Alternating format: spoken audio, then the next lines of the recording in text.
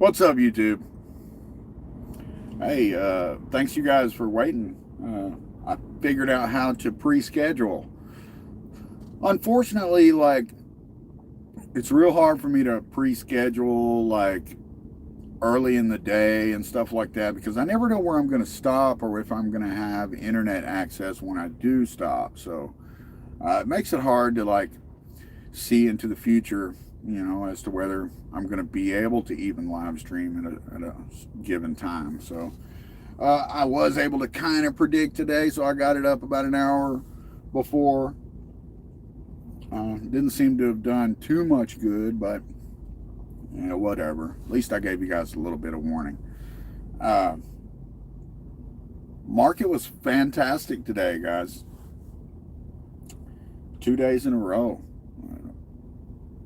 Hey, Michelle, how you doing?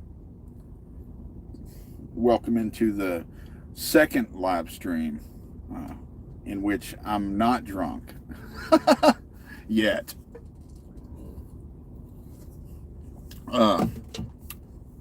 Stopped for the night here in Missouri. I'll be heading into Fort Worth tomorrow. I'm about 9 hours away. What's up, Luis? About 9 hours away, and then from there I'm going to run empty to Wichita Falls, pick up another one going back to Illinois. So, man, I was just really enjoyed myself in the market today, guys. Just seems to be rebounding. I don't want to jinx it or anything, but sure does kind of feel like we're on the upside now. I ain't your mama. What's going on with Hyliion, man? Is it dropping hard after hours, or you just mean that it's not doing as well as everything else? Let me look here. I got my tablet up. Oh no, it's up 2% in the post market, and it's just not great PR. And it's like I've said before on Hyliion, we're a little way off from them doing something to be worth really investing in. So, I mean, I think it's a good opportunity right now to average down or to get in if you're not in. Let's see. Trying to look through these comments here. How was work? Yeah, it was work. Kind of had a little snafu at the shipper. They overloaded it, or at least loaded it wrong, so I wasn't able to just in and out of there. I had to wait for them to rework the load, but still went fine. Andrew, you're right. Ride's fixing to pop, man. Did you see the unveiling today? Yeah, those are sharp looking trucks, man. They unveiled the Beta today, Lordstown Motors. Guys, I don't give a shit what Tom Nash says or what any of these guys say. Lordstown Motors fixing to start pumping out trucks. I mean, they're fixing to do it, all right? I watched a bunch more of their videos today and stuff, looking at the plant and the insides and watching their robots work and stuff. And what were they? They weren't up very much today. They were up I don't know, 1.6, and then they were up some more in the after hours. Let me see where they are right now here. Yeah, up another 3% in the after hours. So I mean, it's working on it. There's still a lot of downward pressure because of the short seller report, and that's just what's going to happen. You know what I mean? I really do expect that come the 17th, when they run this race, that's going to be a catalyst, I believe, that's going to push it a little higher. Now, I'm hoping that they come up with some really good footage, or maybe we get some kind of good coverage of it from them. I think that there are still people who are like, well, yeah, it's going to be modified, but it's like that race is grueling, and you can't just run a stock truck in it. They're going to have to do some modifications, but it'll be the stock battery, and it will be unsprung hub motors, just like what are going to be on the truck. And it's going to be a big test, because that track, if you haven't seen the videos of the San Felipe 250, this Baja race that Lordstown Motors is running on the 17th, you should go check it out. It's crazy, and they're going to, it's going to be a really brutal test of those hub motors. Everybody keeps saying, oh, the hub motors are untested, and this. I'm telling you, if they can even make it halfway through that race and without them hub motors fucking up, those hub motors will take anything you throw out here in the real world. I mean, the track is crazy. Let's see. Am I going to invest in Nikola? No, sir. I will not be investing in Nikola. Hydrogen is 10 years out. I mean, it's too early for hydrogen. It's just too early. That's all there is to it. Nikola's not going to have a viable product for a long time. I can't believe you even asked me that, to be honest, JJ.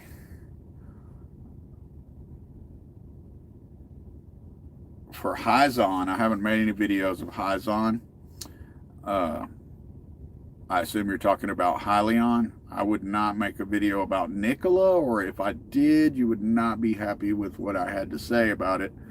And I'm not into making videos in companies I don't believe in, and I'm just not into Nikola at all.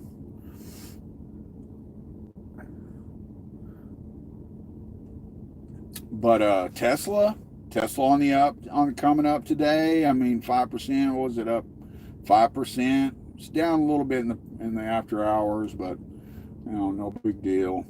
OEG too. OEG was up real good today. What was that? It was up 6.5% almost today. It's down a little bit in the after hours, but that's fine. That Biden speech, man. Every time he opened his mouth, every time I see a point about it, I'm like, yep, OEG, transmission lines and infrastructure, OEG, internet, OEG, they're an OEG stock it's gonna pop, guys. It's gonna pop for sure. Ride, Lordstown, it's gonna pop too. I mean, I'm a little more cautious on it as far as like just pushing people to buy it, but for my own purposes, yeah, Lordstown Motors is gonna pop. I mean,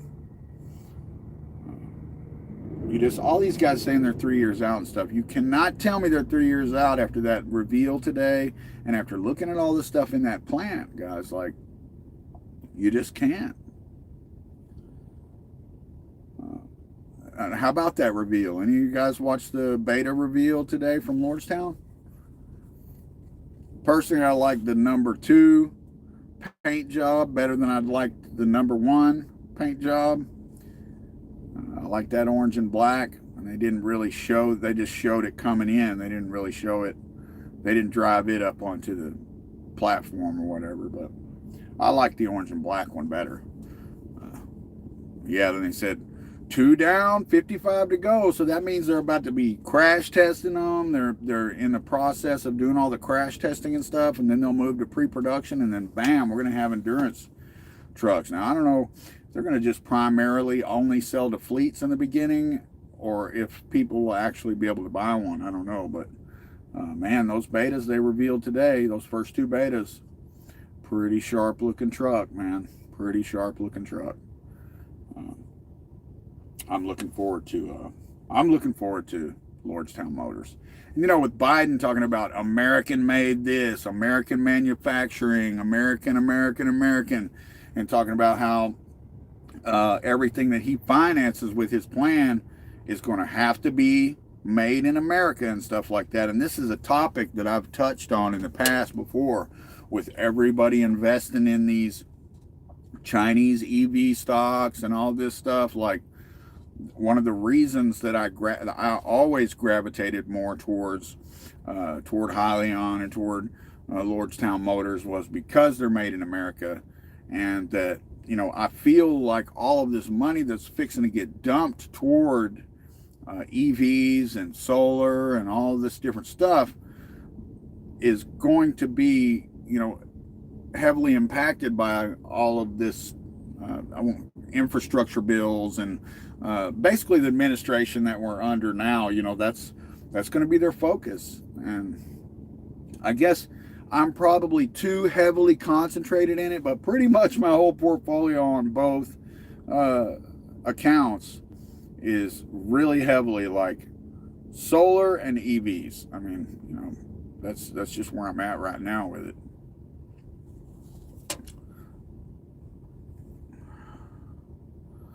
See if I can go back through these comments.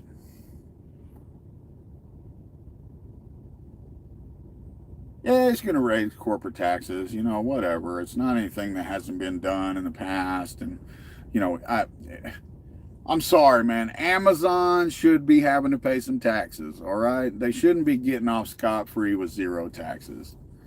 That's just, you know, that's just my feeling on it. I mean, the country needs tax revenue to run, and we shouldn't be the only ones paying it. You know what I mean? These corporations shouldn't be able to just loophole their way out of paying any taxes.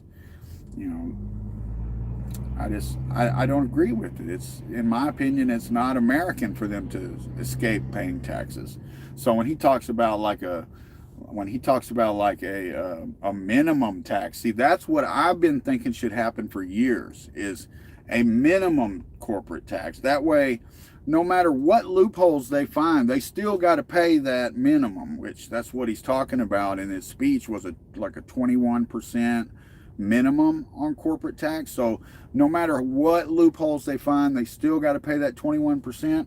That's what the way it should be, instead of allowing, because what's happened in the past is they like the corporate tax, you're talking about 28% or whatever.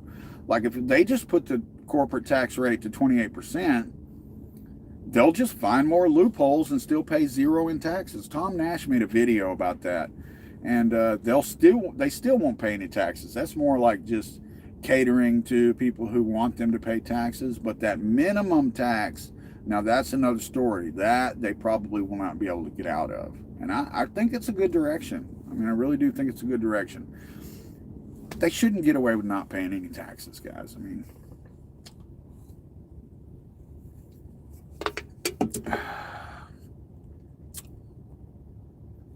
trying to, these comments on this thing, if I turn it the other way, then I can see the chat real well, but this way, like, I have to keep touching it to bring them up.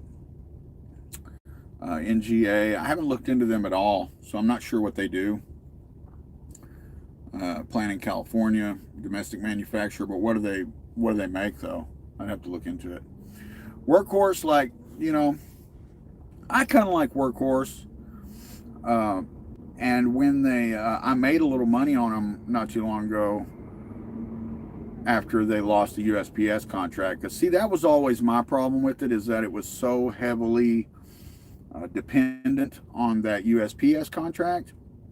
And I've said before in a video at least once, that I never thought they were going to get the USPS contract. I mean, like, when I initially looked at it, that was what all the hype was with Workhorse.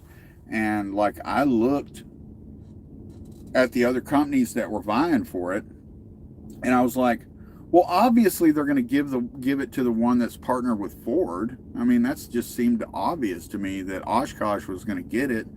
I mean, they're working with Ford. You got the difference between a company where they're basically hand building this stuff, and they don't have any kind of a plant or anything like that, and then you've got a company that is partnered with Ford, like one of the biggest auto manufacturers in the U.S. I mean, of course they were going to get it. Vans and school buses. I'll take a look at it. Yeah, I know ARC's still buying Workhorse. I mean, I'm not saying they don't have any future. I'm just saying that when the stock was all hyped up and pumped up, I was not trying to chase that, because I did feel like they were not going to get that USPS contract. It's just not my main focus. Like, I really like Lordstown Motors. I really, you know, there's a lot of companies vying for that small delivery truck type space. But as far as a real work truck, pickup truck, Lordstown is the only one doing that. So, like, to me, that's they're going to be the first one to market, and they're going to be the first one making a pickup truck. And yeah, you got the Cybertruck, not really a pickup truck. I don't see Bubba buying a Cybertruck to haul 2x4s in.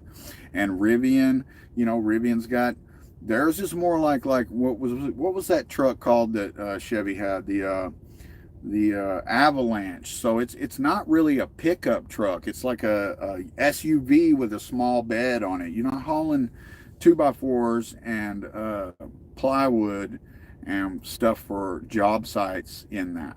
You know what I mean? So it's not really a pickup truck. It's more like a SUV, like a camping type, have fun vehicle. And same thing with the Cybertruck. It's like a spaceship. You know what I mean? Lordstown is the only one, guys. Lordstown is the only one that's building an EV that Bubba will buy. So I'm looking forward to it. I'm looking forward to it. Really, you're excited about ARCX? I love ARC. Don't get me wrong, but ARCX, to me, there's no money in space yet, guys. There's no money in space yet. And what did they put in there? They put what did they put? They put Netflix and I can kind of see a vague connection, but I thought it was kind of funny that you had all these YouTubers that were like, hey, here's 5 stocks that are going to be in SpaceX, and here's 3 stocks that are going to be in SpaceX. ARCX, and then none of them were in there.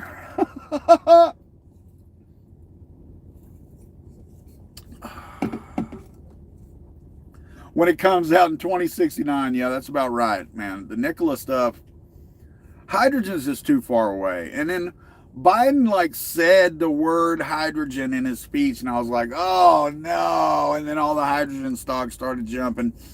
I'm like, okay, man. You might can make some hype money on it, but it's not realistic in the near future. How about them super chats? Hit them super chats, guys. Support the channel.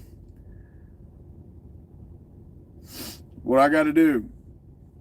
Sing a song, dance a jig, drink some beers.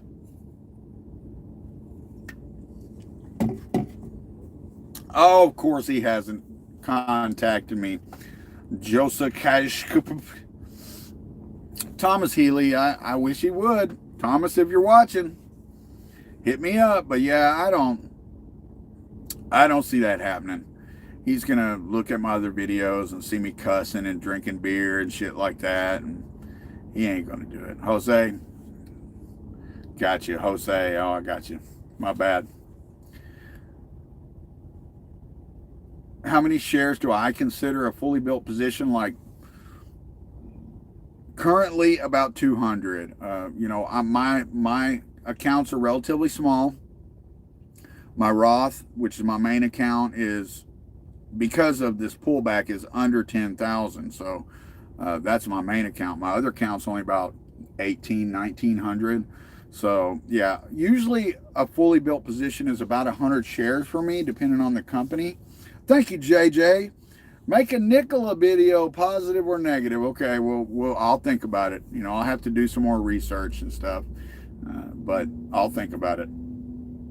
Yeah, fully built position normally for me is 100 shares in my Roth, but sometimes I go heavier, and it depends on the company. I'm not buying 100 shares of Tesla, you know what I mean? But I've currently got 200 shares of OEG and 200 shares of Lordstown. I got 4 shares of Tesla. I got 15 shares of Enphase. I got 200 shares of this little penny stock, GTEC, GGTTF. And yeah, somebody said, you watch Jeremy. Yeah, I do. I watch all Jeremy's videos. And I had a little bit of money left, so I threw about $140 in that one, something like that. And then I own some very good food company, but I'm kind of really disappointed because there was a $50 charge to buy it, and I did not realize it before I hit the button. And so I only bought 50 shares of it, which means just in order to be able to sell it and get out even, I have to cover the $50 I spent to buy it and the $50 it'll cost me to sell it. So yeah, I wish I would have never bought that.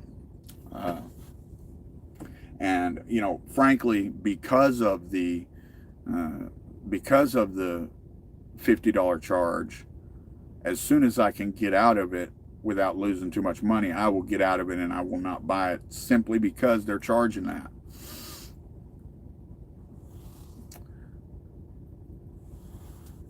Jose, absolutely. I think Lordstown Motors will start selling this fall. I think that it's not beyond the realm of possibility for there to be some kind of a delay. But I do think that they will be selling at some point in the fourth quarter, or third or fourth quarter. I think before the year is out, they will be making trucks. Like I said, I don't think it's beyond the realm of possibility. I don't think that there's no way there's going to be any kind of a delay. But like from what I'm seeing, it looks like they're on schedule. I mean, when you watch the videos, go to their site and peruse through their videos. They're all really short videos, but like you can see the robots putting together the damn trucks and stamping outdoors, and you know, they've got little videos of a bunch of the different processes. And you know, people think it's unrealistic, but the fact is that they bought that plant damn near ready. You know what I mean? When it's not like these other companies where they're having to start from scratch. When they bought this GM plant, it's like 6 million square feet. It's already full of robots and production lines. All they really had to do was just kind of retool stuff and reprogram robots, and they're pretty much ready, guys. I mean, you know, yeah, I do think that they're on schedule. The only place that I could see them really experiencing delays is if there was some kind of problem in the crash testing phase, and where they didn't meet standards or something like that. So we're just going to have to see about that. That's the only pitfall that I can really see that might slow them down. And they're just starting that process. So, you know, they've got to do the crash testing, and then once they've passed that phase, there's pretty much nothing in their way after that. So I am confident that they will be producing vehicles before the end of this year. Let me see if I can get in these. You agree? That's fantastic. Palantir. Palantir is the one that's the one that has like government security contracts and stuff with cybersecurity and stuff like that. Is that right? I believe it is. I don't have any real thoughts on it. Like, I'm kind of anti all that shit, like Big Brother and all that kind of shit. So it's one that I chose not to look into because, like, I don't want to support that. If you don't feel the same way, that's fine. But, you know, I kind of am a conscientious kind of investor. So I like to invest in things that I believe in, that I think they're going to change the world and do good things. Like, even if we have some kind of a boom in the oil industry, you won't see me investing in Exxon. You know what I mean? I want to invest in green stuff and, you know, forward-looking things that I think are going to change the world. Solar, EVs, stuff like that. That's just what I want to do, you know. Tesla, I think, is going to change the world. So, no, I didn't go in on GameStop. I lost some money on AMC, though. I was like, I'm going to go join the cause and buy some AMC. And I was like, okay. And I bought right at the fucking top, like $21, man. And, yeah, lost some money on that deal. But, you know, I went into it for principled reasons, expecting to lose what I'd put in there. But yeah, I lost exactly what I said was going to be my limit to lose. I lost it and sold. That was like probably my biggest loss of the year. My biggest loss of my trading career. It may have been one bigger back when I first started and I was messing around with penny stocks. I lost a pretty sizable sum on one of those.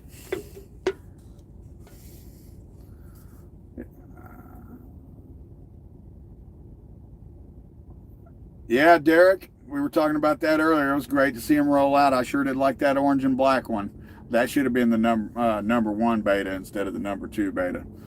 But yeah, they sharp looking trucks, man. IronBrujo. Yeah. Send me a super chat. Buy me another beer. I don't drink a whole lot. I know these last 2 live streams I've been drinking, but I'm really not very much of a drinker, to be honest with you. AITX, dude. I was just talking about losing a bunch of money on penny stocks.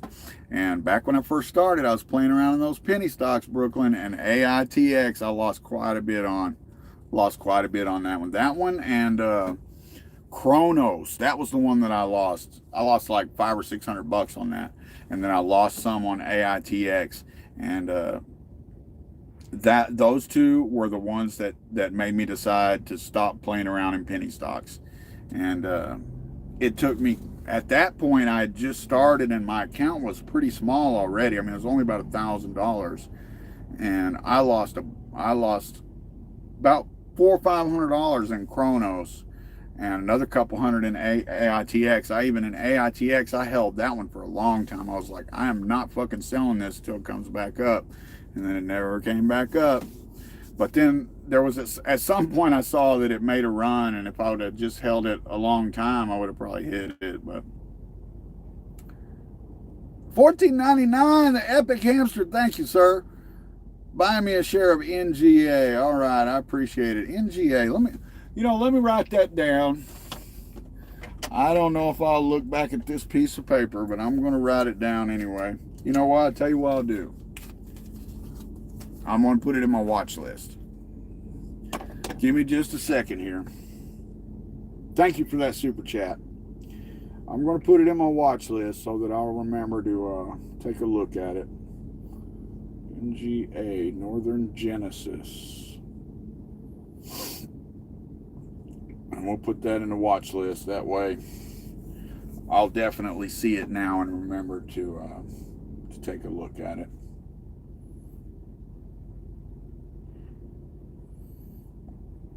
See, it's been up in the 17 range recently, but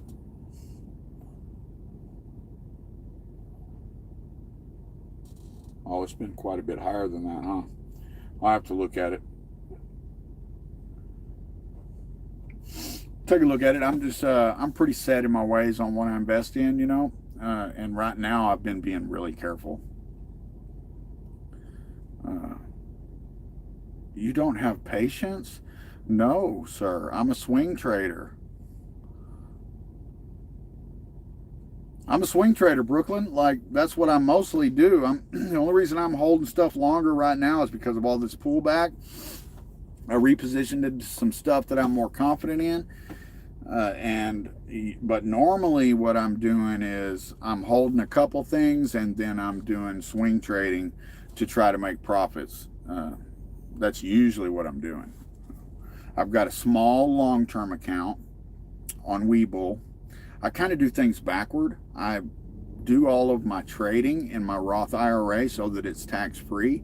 So I do all my swing trading and stuff in there so I don't have to pay taxes on that.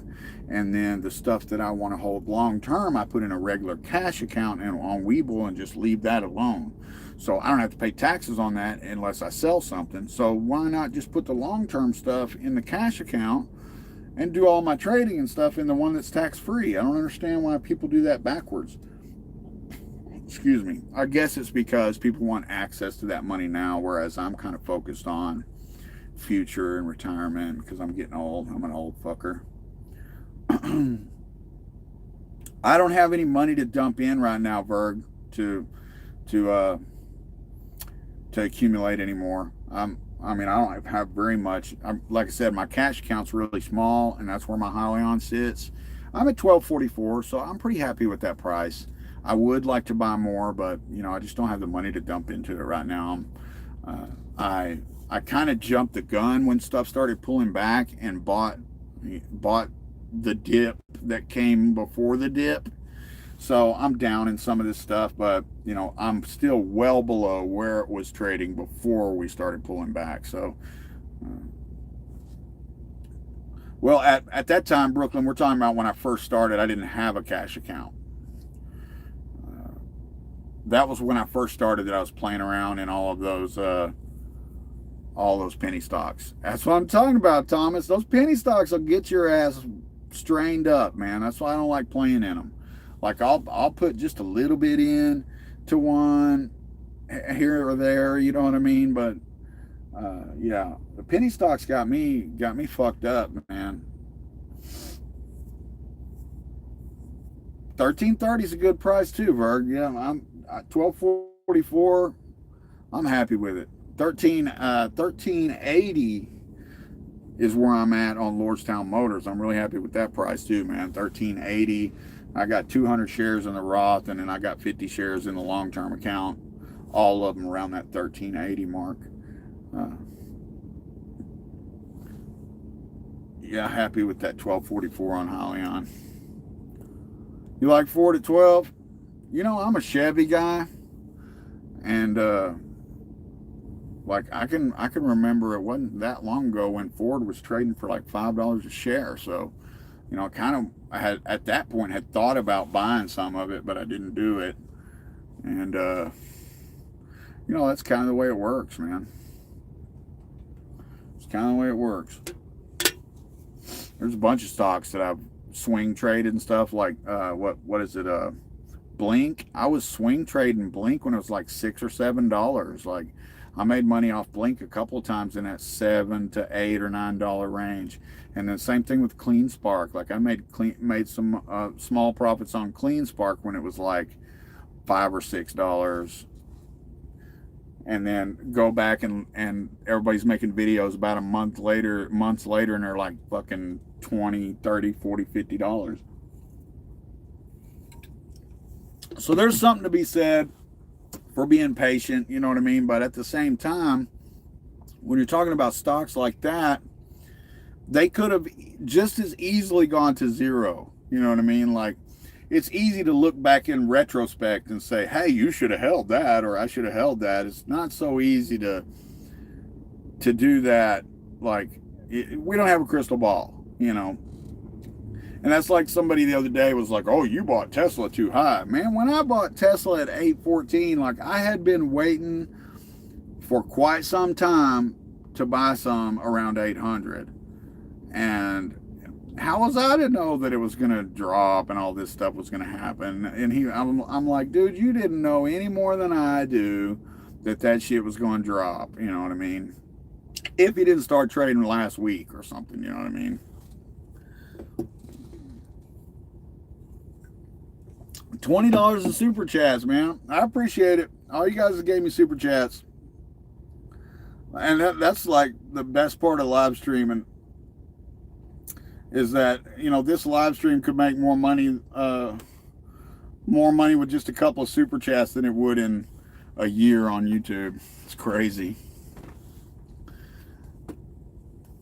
I wish it was I kind of wish I could just sit at home and do YouTube, and then I could like schedule live streams and actually put some thought into what I might talk about instead of just bullshitting and drinking beer. But it is what it is.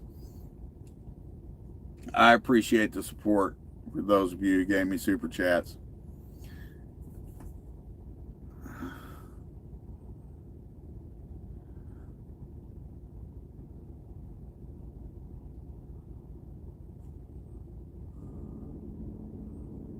Oh man, the Bitcoin thing, I know it. When it first started, like I had friends who were buying into it and stuff, and I was like, maybe I'll buy some Bitcoin. And then it was really seemed complicated to buy it, so I never did. But I wish I would have just bought a little bit.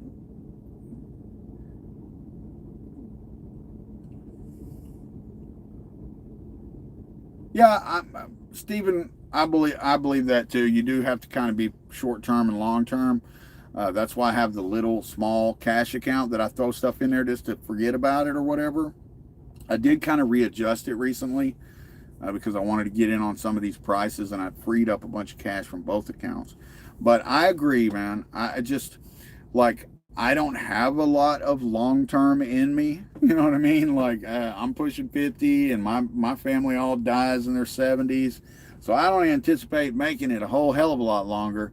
So that's why I kind of gravitated and have gravitated towards swing trading is trying to get them, trying to build it up a little faster, you know what I mean? And I kind of feel like swing trading, when the market's acting a certain way, I kind of feel like it's a little safer, because if you're selling and taking those profits and making them real, then no market drops can take that away. And I kind of feel like that's why during all this pullback, I'm still up. I mean, I'm down from where I was, but I'm still up. You know what I mean? Because I've done so much swing trading and sold to realize profits, and then swing trade with that money and keep like taking those little stair steps. You know what I mean? And so I've stair stepped up so much that now that it starts dropping, I'm still up. That's just my opinion, you know, kind of the way I look at it. But, you know, I do know that a lot of people are successful doing it the other way. And I will say that, like I said before, that there have been lots of times where I swing trade something and then I go back and look at it and I could have made a shit ton of money. Question is, and I haven't really done the math, did I make more money swing trading in between in the meantime in those 2 or 3 months than I would have if I'd have just left it in there? I prefer not to like do exercises like that.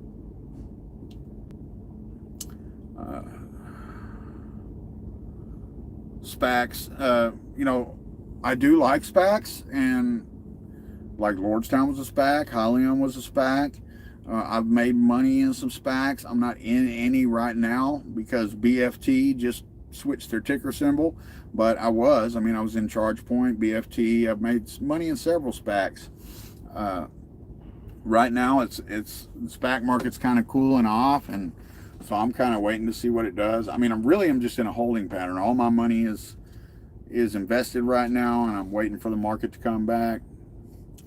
I have had ETFs in the past. Right now I'm just in individual stocks. If I was going to go into some ETFs, it would be ARCX funds. I like ARCK.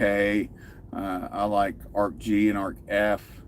And I also like TAN in the solar. That's kind of where I'm at on ETFs, at least right now. I kind of like PBW, or I did at least the last time I looked at it. But it just, the volume was so low on it when I looked at it that I didn't feel like it was liquid enough.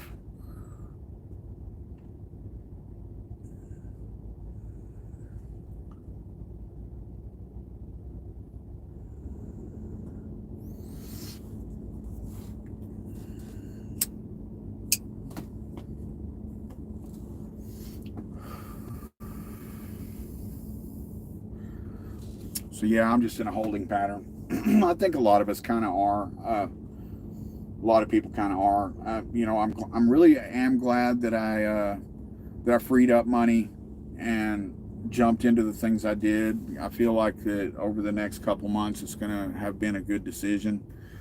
I definitely look back at some of the stuff I got out of, like ZOM and SCNS. I definitely look at those and where they're at right now, and I'm glad that I went ahead and got out of them. I wasn't real confident in them at the time, and I just figured that with what's going on, I'd be much better off like looking for stuff that's really beat down and that I'm confident in. And so I feel pretty good about where my money's at right now, even though like I'm down in Tesla, I'm down in Enphase, down in Lordstown, down in Hyliion, you know, but they're all companies that I really do feel good about in the future. So that even if it doesn't come back short term, I would feel okay holding on to it. Whereas something like ZOM, like I'm not confident in that long term, you know.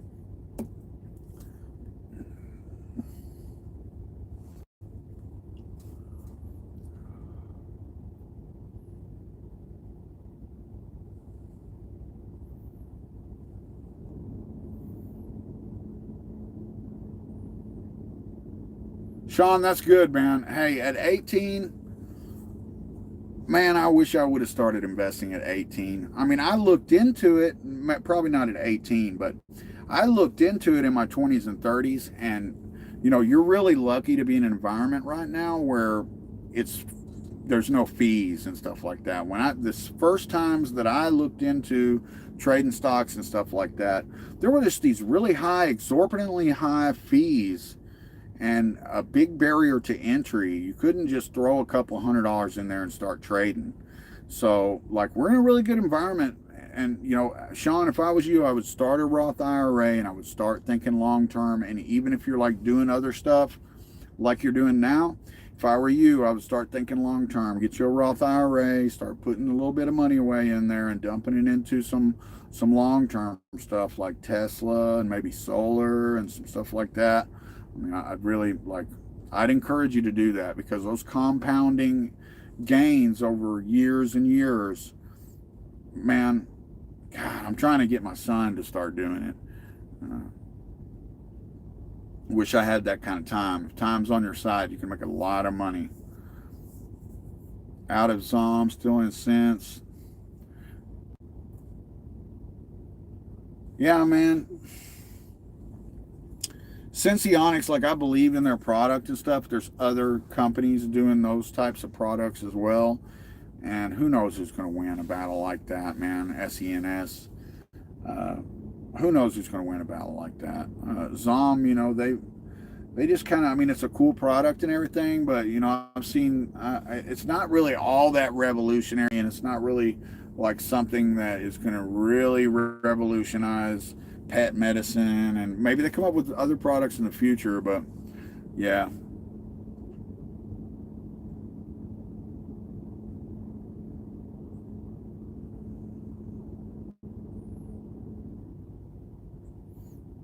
Yeah, Stephen, you know, it's same with me. It's like I say, some things that I used to swing trade, I look back at it and they're way higher now.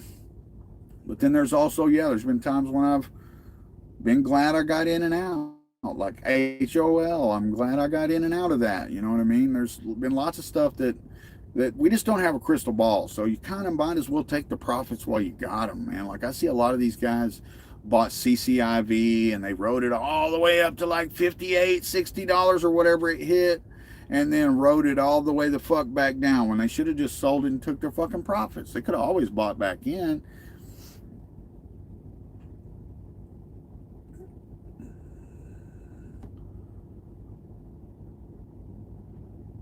Yeah, Thomas, so much easier to invest. I mean, JJ, I'm 47. Well, I will be 47 in August.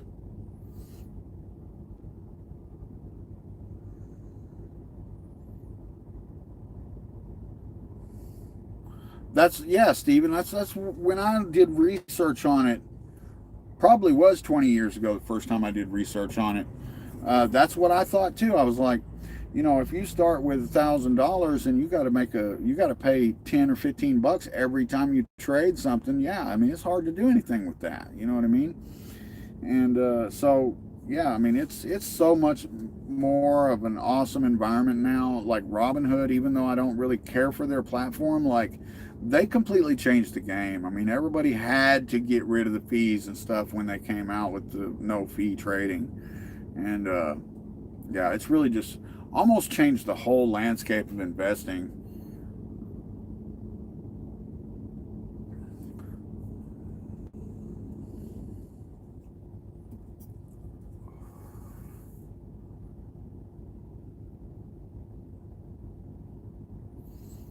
Anatoly, I do think that Lucid is overvalued, and I made money on it at one point, just a little bit, you know, of swing trade on it.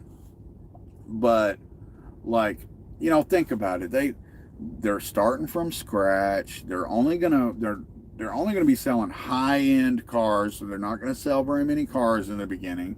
And they've already pushed production back. They were saying this year, now they're saying next year. Nobody's driven the car. You know, I just, like, I've never been on board with CCiv. You got all these guys saying how great it is and everything, and I'm just not seeing it, guys. Like, Lordstown is way more of a safe bet, in my opinion.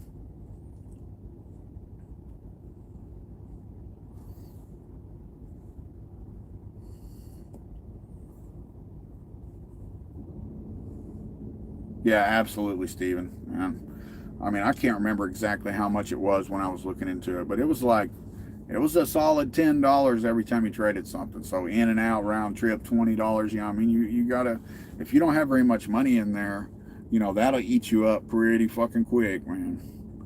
So yeah, it's great what it is now. When I look back into it, and I was like, what? Wow. I was like all in at that point.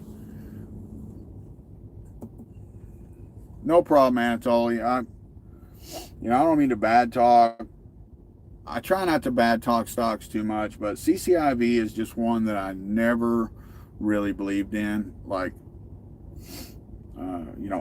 like I said, I made a little swing trade on it just because of the hype, but long term, I just can't. Thomas, I think Rivian could be a good company too. Like, when I say stuff about Rivian, it's because people bring them up in relation to Lordstown Motors when really it's not the same thing. They're not making a work truck, like Lordstown is, like a truck that's going to be useful for fleets, for work trucks and stuff. So, I mean, I don't see that there's anything wrong with Rivian. It's just, yeah, and when people bring them up and I talk about them, it's because they're comparing them to Lordstown, saying, well, they're making a pickup truck. And really, they're not. They're not making a pickup truck.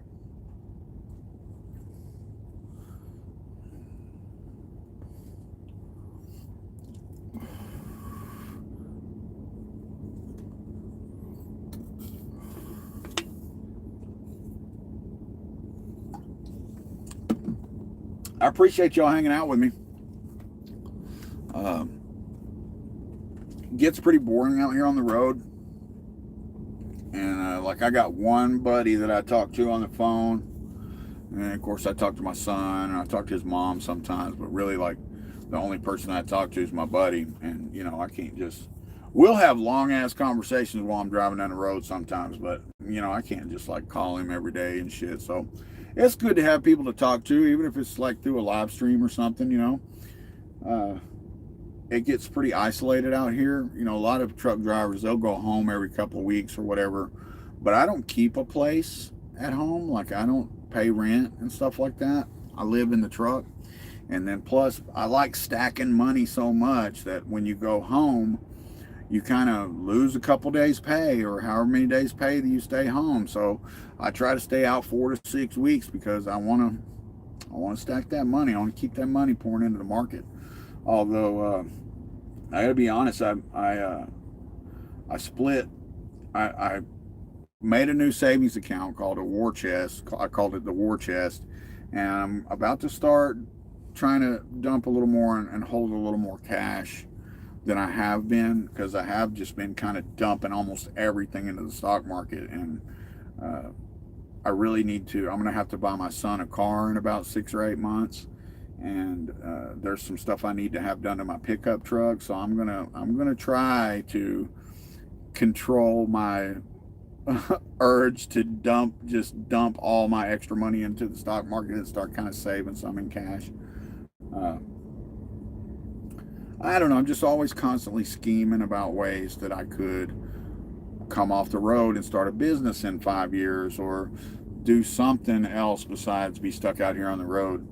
It's not that I hate it or anything, but at some point I'm going to want to come off the road. And I don't want to do this until I'm 60, And I've really made no provisions for my future, being that I've focused mostly on music and stuff like that over the years. I'm just now starting to try to build something to be able to maintain some semblance of normalcy when I can't work anymore, or at least have some kind of retirement. What I'd really like to do is open a complex where bands can rent rooms to practice in. Like, I don't know about everywhere else, but in Texas, it's a pretty big thing, and everybody that I've known who has one, or everyone that I am aware of, is constantly full and has a waiting list. And so my thought was, if I could start a big jam complex to rent rooms to bands, and open a recording studio, like either in the same building or a building next door or something like that, then I could use the jam room to finance the recording studio, and also have potential clients in the 30-40 rooms being rented for the jam rooms, and then use that to make money off the studio. And you know, because I've been writing and recording music and playing music for years, so I have a lot of contacts and a lot of knowledge about recording and mixing and mastering and stuff, and it's something that I think I would enjoy doing into my older years. So, you know, it's something I'd really like to do. It's kind of an expensive venture though, and that's kind of where my investing is. I'm hoping to end up with my investing at a point to where I could just take a bunch of it out and have enough to do that. You know what I mean? You know, that's years down the road, but that's kind of what my investing is pushing towards, at least the cash account. And because I'm doing a Roth IRA, at any time I can take my contributions out. So at some point it may come to that in a few years, me hopefully having enough to have $40,000-$50,000 to take out in cash and start a business.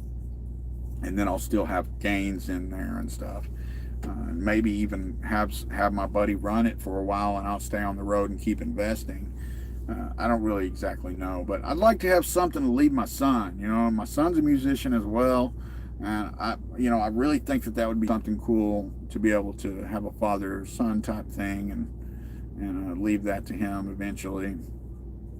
We'll see. My plans have been all over the place for the last couple of years. I go back and forth between starting a business or buying a house in cash, and you know, I don't make enough to do it all. You know, I just have to try to figure out some way to retire and do something that I enjoy, because I know I'm gonna have to work as long as I can. Anyway, I'm just starting to ramble now, guys. Throw me a super chat before I decide to get off of here now. Take another drink of my beer.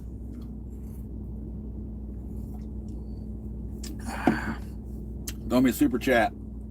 Help support the channel. Help support my stock buying habit. And yeah, I'm running out of shit to talk about, guys. Thomas, the jam complex, like,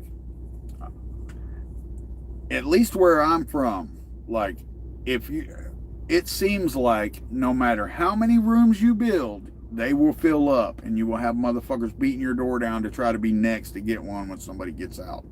And these bands are paying, you know, $400 a month for a jam room. I mean, that's what, $100 a month each, or on a 4-piece band, you know. So if you can do get 40 rooms in a spot, you can get 40 rooms and a recording studio, then you'll have 40 bands right there, and you can give them deals for recording time and stuff like that. So it's like a business that feeds off of each other, because people start a recording studio and it often goes out of business because, I mean, they're just not very profitable. But if you can have clients fed to you through your other business, and also like that business can support the other business when it's not doing well, you know, it just seems like a great business model to me. Are lot lizards a myth? They didn't used to be a myth. Like, I can remember when I was driving on the road 20 years ago, you couldn't keep them off your truck. I mean, they're waking you up every fucking 2 hours. They're beating on the door, waking you up. But nowadays, I hadn't seen one. Since I've been back on the road for the last 2 years, I hadn't seen one. I don't know if the culture has just changed, or if they cracked down real hard and got rid of the lot lizards. I'm glad for them to be gone. But back in the day, man, we used to really mess with them. Because what they would do was, okay, they'd get in a truck and do their thing, right? And then when they were done, they would get on the radio and be on there trying to get their next guy or whatever. And he'd like flash the lights or something like that. And then she'd get out the truck and go to his truck and then use his radio to find the next one. So what we used to do is we'd close our curtains up, right? And then whenever she got, you know, we'd all be on the radio. And then whenever she got done and she started trying to find somebody, like we'd flash our lights, and then she'd get out the truck, and then we'd lock our doors and close our curtains and shit. And then she's stuck out in the parking lot with no CB. We were mean, but we used to do that kind of stuff. You know, it was fun back then, the CB. And nowadays it's just like quiet. A lot of drivers don't even run with a CB and stuff, so it's way different. And lot lizards is one of the things that's way different. They're pretty much don't exist anymore. At least if they do, they don't exist in the way that they used to, you know. Used to be, yeah, you'd see it running back and forth across the parking lot, different trucks. It was crazy, but it was a whole different world in the truck driving community back then.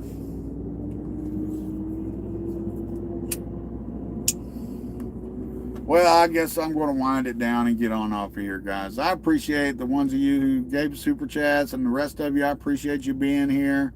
I had a good time talking with you. I guess that's it, guys. Thanks for watching. I appreciate it. Have a good night.